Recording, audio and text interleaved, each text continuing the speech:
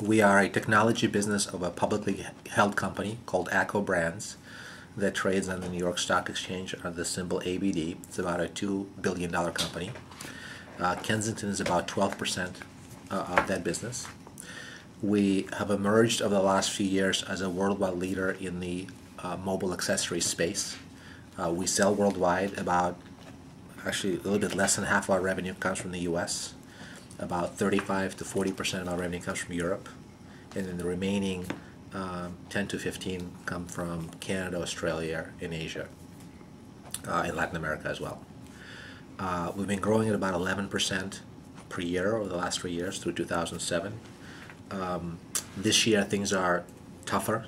I don't believe that you'll see that from us this particular year, or since we haven't been tracking to that type of growth this particular year, just because of the slowness in the U.S., U.K., and now we're seeing it really going to the other countries as well. We are in the computer accessory space, and what's driving our market is the installed base of devices to accessorize, and we specifically focus on accessorizing laptop PCs and iPods and iPhones. Right, that's the whole mobile consumer space. And there's just a huge install base of those devices.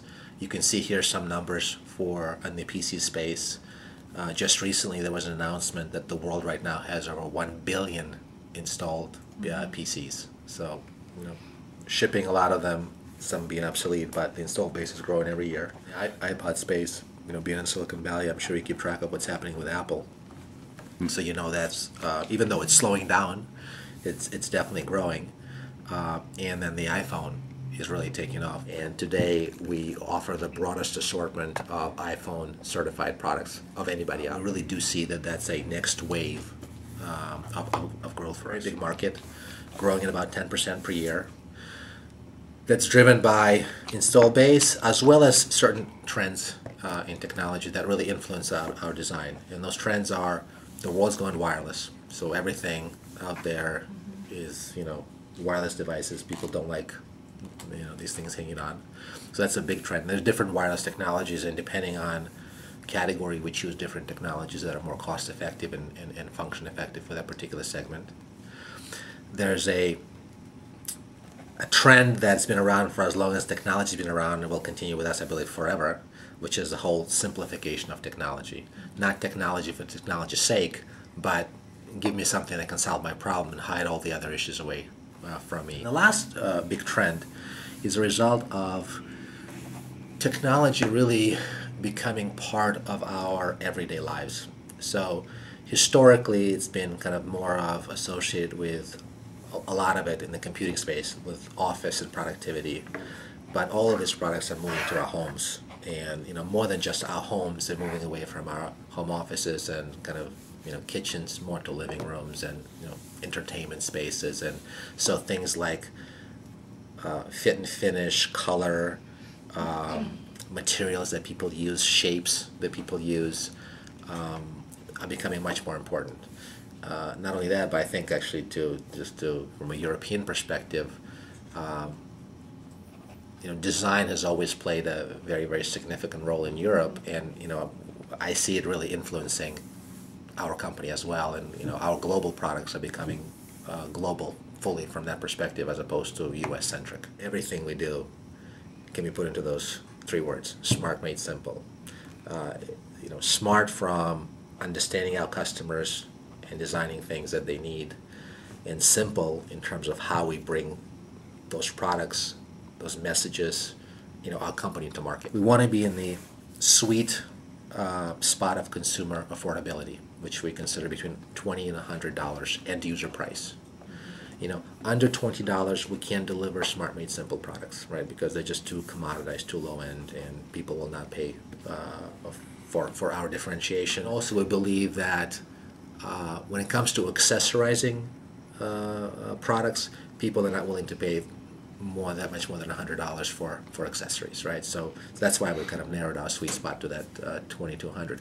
We will have some products, depending on technology. We'll have some products over 100, but those are going to be few and far between. And then hopefully over time they'll drive down the technology curve to below $100. There are different segments of consumers looking for different things. We certainly think that there's a segment out there that's looking for fastest, best technology, latest and greatest, and those people will probably buy Logitech and Microsoft. I mean, Belkin doesn't offer that. IO Gear certainly doesn't offer that, because you need to have a lot of R&D to drive that being first to market with latest and greatest. That's not our customer. Okay, that's not who we're addressing for. We're addressing the other probably 40 to 60% of the market that is looking for products that solve their needs in an easy way. They don't mind latest to greatest if it solves their needs in an easy way, but if it's just technology for technology's sake, it's too confusing to them. They're not willing to pay the premium. They're just not willing to do that.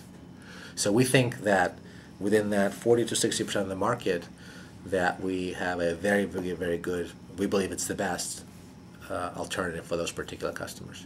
And the people that you mentioned, Belkin, Microsoft, Logitech, Targus, they're vying for that, for that consumer, but we think the value proposition that we offer is unique. Over the last 3 years, there's been an over 300% increase in our investment in product development area. We need to strengthen our brand as a consumer brand and improve our demand generation. And then to pay for all of these additional investments, we need to simplify our supply chain and streamline just our operations so that we can invest in the two areas that help us differentiate, that matter, and be lean and mean everywhere else. We outsource 100% of our manufacturing, right? We do our own research, design, engineering, but the manufacturing of the products we outsource to our partners primarily in Asia and China. So what's involved in cost reducing that is designing the products for low cost. So that's one major initiative. Two is streamlining the number of companies that we use to supply, from larger to a smaller, so each one of them has significant volume and economies of scale, so they can drive down some of the cost. Then the third big initiative is, again, especially now with the price of oil, is trying to leverage both the Kensington volumes worldwide, as well as our parent company, Alco Brands, volumes, to reduce our logistics costs, actually the cost of transportation of products from the factory to the end user. So there's a major initiative to try to reduce the freight. From a packaging perspective, we do PET packaging, which is recyclable packaging. In the US, some of our products have that. In Europe, 100% of our products have that, because we find that the European consumer is much more interested in that and is actually willing to pay sometimes a premium that's required for that. But we're also just launching an initiative, outside of just packaging and that area. We actually just launched an initiative to look at the product itself, and there's just something that we can do on the product itself to design green accessories. I don't have an answer yet. We don't know where it leads, but there's a concerted effort to try to understand what is it that we can offer to those consumers that are looking specifically for green products. We license some technology from Microsoft, yes. If there's some core technology that Microsoft has that we determine is really important for our end users, and we need to offer in our products, we have to license it. Either we don't offer it, and then our end users will say, you're missing this core function that I really need, and we won't buy your product, or we have to license it and then offer it. So we looked at that, and we decided, yeah, it's better for us to do it that way, and Microsoft was willing to partner with us in that, and I think it's a win-win. It's a win for them because they're getting compensated for their technology, and it's a win for us because we can offer the products that meet the needs of our end users. The battery life that we can get out of a product is so long now that the cost premium of putting in recharging circuitry doesn't justify the benefit that it gets, right? If you can get 6 months out of a product, the hassle factor of changing every 6 months is not high enough to pay $30, $40 premium for a rechargeable product. Logitech still has to justify why they're moving from rechargeable to battery design. We have made that call a while ago. I can guarantee you the next year or two we're going to move into new space. Exactly which particular area, I can't tell you, but it absolutely will be there.